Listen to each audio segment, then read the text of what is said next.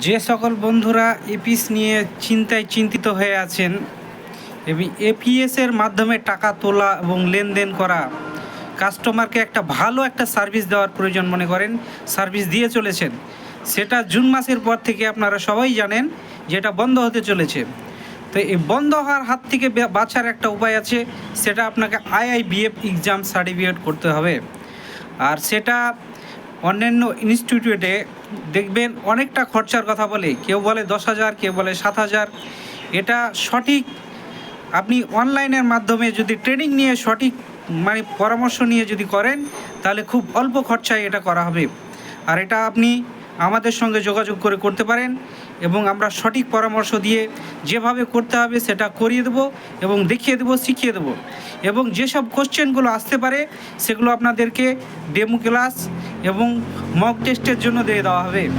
এটা আপনারা যদি যারা ব্যবসা করছেন, তারা সঠিকভাবে ব্যবসা করতে চান, তাহলে আপনাকে আইআইবিএফ এক্সাম সার্টিফিকেট অবশ্যই থাকতে হবে।